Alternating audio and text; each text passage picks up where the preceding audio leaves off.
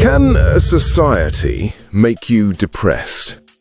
Not just an individual, but the entire culture. The values, the history, the expectations. Can the very things that make a country successful also be the things that break its people? Because if you were to design a country for success in the 21st century, you'd probably design something that looks a lot like South Korea. They are, by almost any metric, at the top of their game. They went from being one of the poorest countries on Earth to one of the richest in a single generation. They're world leaders in technology, have one of the most educated populations on the planet, and in the last decade, they've become a cultural superpower. K-pop, K-drama, Oscar-winning films, they are exporting their culture at a level that rivals the United States. But there's a dark, terrifying contradiction to this success story. South Korea also leads the developed world in rates of anxiety, depression, and alcoholism. And it has, by a long shot, the highest suicide rate in the entire developed world. Not just by a little, double the rate of the United States. And it's been #1 for over a decade. So what is going on here? How can a country be so successful, so wealthy, so admired, and yet so profoundly unhappy? What is driving arguably the worst mental health crisis of our time? These are the kinds of questions that drew me away from a conventional life and onto a path of trying to understand the deeper patterns of human existence. I'm Sam Carter, and my work is about untangling these complex knots of culture, psychology, and meaning. And the knot I found in South Korea is one of the tightest and most tragic I've ever encountered. To begin to untangle it, we have to start in the most unlikely of places, a video game from the 1990s. If you were in North America in 1998, you might remember a game called StarCraft. It was a popular strategy game, a nerdy pastime. But in Korea, StarCraft wasn't a game, it was a national phenomenon. It had its own 24-hour television channels.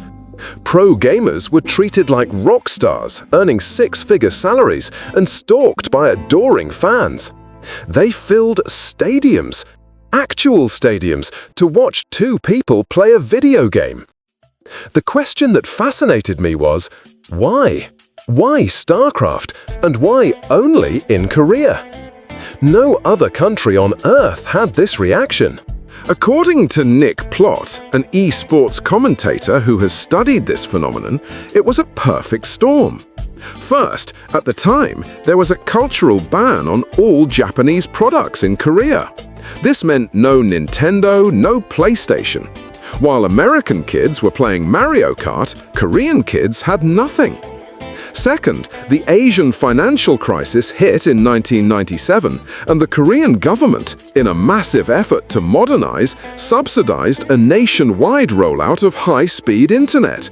Suddenly, PC cafes, or PC bangs, sprung up on every corner. They were cheap, fast, and became the social hub for an entire generation of young people.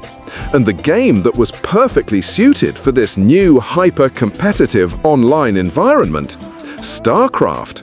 But here's where it gets interesting. What emerged from the StarCraft craze was a blueprint, a formula for generating excellence. The best players were recruited into pro team houses, where they lived and breathed the game. They would train 12 to 16 hours a day, developing strategies, practicing mechanics with a singular, relentless focus on winning. It was a brutal, high-pressure environment. You either performed or you were out, no excuses. This Korean formula, total commitment, intense internal competition, and a grind-your-way-to-success work ethic became the engine of the country's success. You can see this exact model replicated everywhere.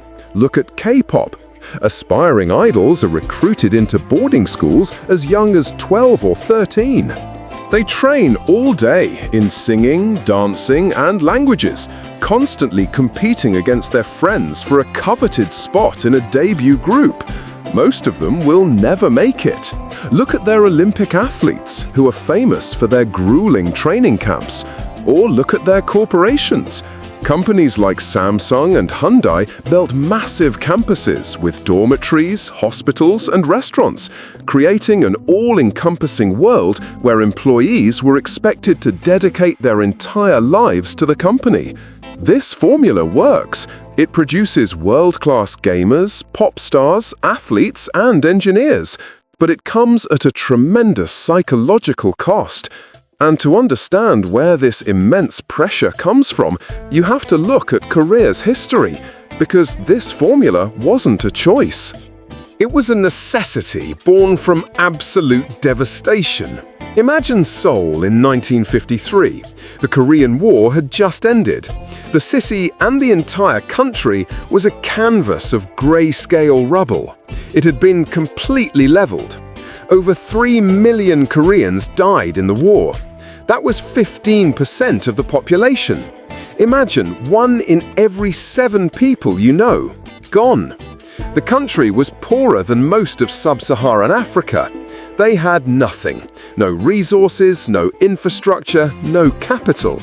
And to the north, they faced the constant existential threat of a hostile neighbor. The generation that survived this had one singular, desperate goal: survival. Rebuilding the nation wasn't an aspiration, it was a life or death imperative. And they believed the only way to do it was through sheer force of will. So they instituted a brutal system of economic and educational development. The pressure to get into a top university didn't start in high school, it started in elementary school, or even, as one Korean psychologist, Lee So-hyun, told me, in English kindergarten. For the older generation, this made perfect sense. The nation's survival was literally on the line. Failure was not an option. This forged a national psyche that is deeply perfectionistic. Lee So-hyun described it as 100 or 0 culture. In her words, if you don't get 100 points, then you fail. There's no room for good enough. There's no praise for trying your best. There is only success or failure, first place or nothing. In cognitive behavioral therapy, this is a textbook cognitive distortion called all-or-nothing thinking. It's a pattern of thought that's strongly linked to depression and anxiety. But in Korea, it's not just an individual bug in the software, it's a feature of the entire cultural operating system. This all-or-nothing mindset is a textbook cognitive distortion, but how much of it do you see in your own culture, or even in your own head? Let me know in the comments below.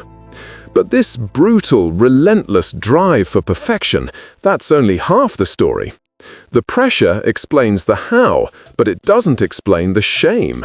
For that, we need to look deeper into a 2,000-year-old operating system running in the background of Korean society: Confucianism. Confucianism has been the bedrock of Korean social and moral life for centuries. And at its core is a simple hierarchy. The group is everything, the individual is nothing. Your value is not inherent. Your value is defined by your contribution to the collective, your family, your company, your nation. Your role is to sacrifice for the greater good, to work hard, to obey your elders, to bring honor to your family name. And if you fail in that duty, you bring shame not just upon yourself, but upon everyone you are connected to. Now, imagine how this cultural software processes something like mental illness. In a Western individualistic framework, depression is a medical condition. It's a neurochemical imbalance, a disease. It's not your fault. But through a Confucian lens, it's seen very differently. It's seen as a character failure, a failure of will, a weakness. It means you aren't strong enough, you aren't trying hard enough, you are failing to uphold your duty to the group. As one person put it, you are seen as a lazy piece of shit. This explains the most devastating statistic of all. In Korea, only 7% of people with anxiety or depression ever seek help.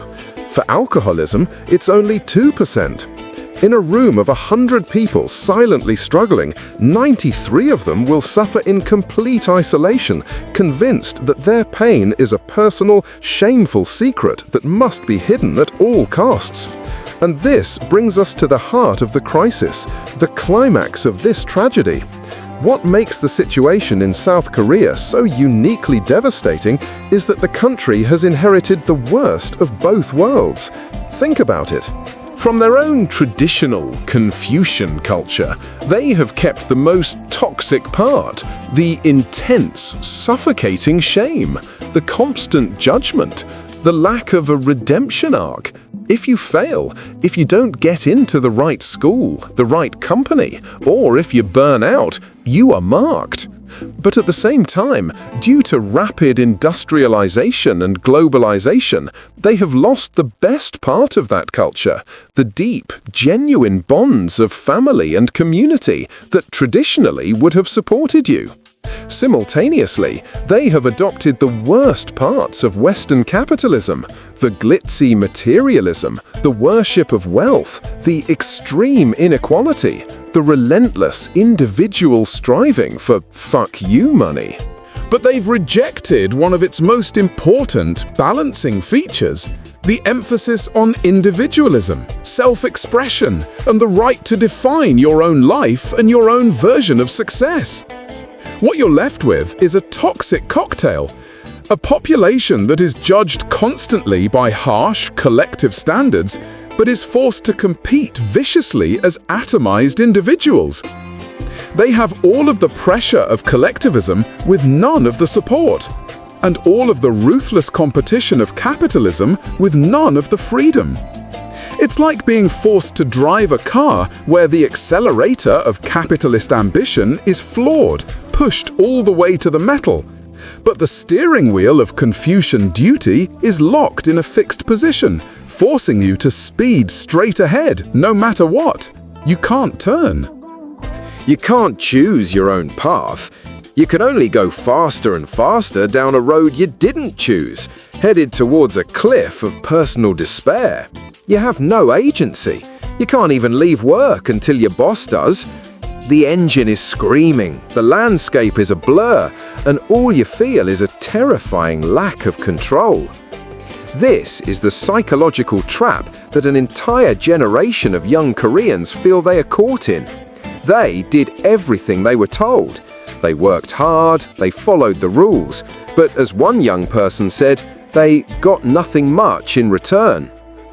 And yet, after all of this, I have to be honest, I fucking love Korea. This isn't a story about a broken, miserable country. It's far more complex than that.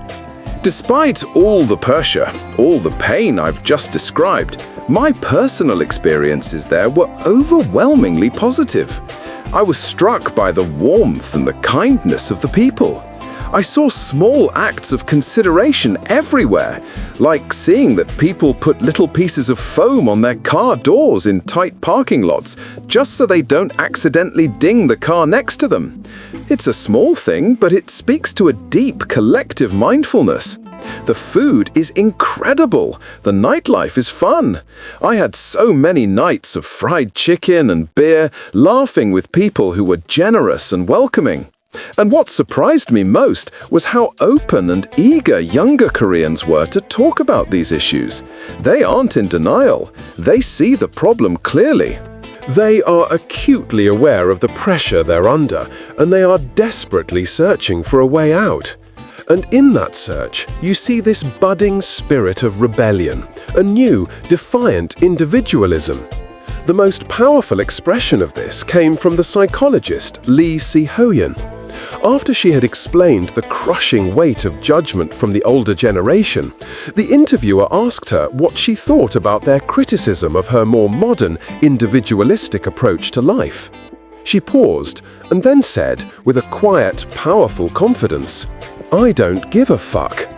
And in those 5 words, you hear the sound of a culture beginning to shift, the sound of a new generation deciding they will write their own story. In the end, the mental health crisis in South Korea is the collateral damage of one of the greatest success stories in modern history. They achieved the impossible. They built a world-class nation out of the ashes of war. Their challenge was external, a fight for survival against a dangerous horizon. Today, that challenge has changed. The battle is no longer on the horizon. It's in the depths of their own inner world.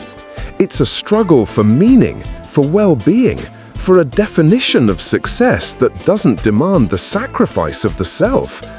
This is a monumental task. But when you look at their history, when you see what the Korean people have already overcome, the impossible odds, the decades of struggle, you get the sense that if anyone can figure this out, they can. They will find a way. They always have. If this exploration of the human condition resonates with you, subscribe to the channel. It's your support that makes these deep dives into uncomfortable truths possible. And a quick warning, content that questions the status quo sometimes gets flagged or hidden. So, if you've found this valuable, you might want to save it, just in case. Thank you for thinking with me.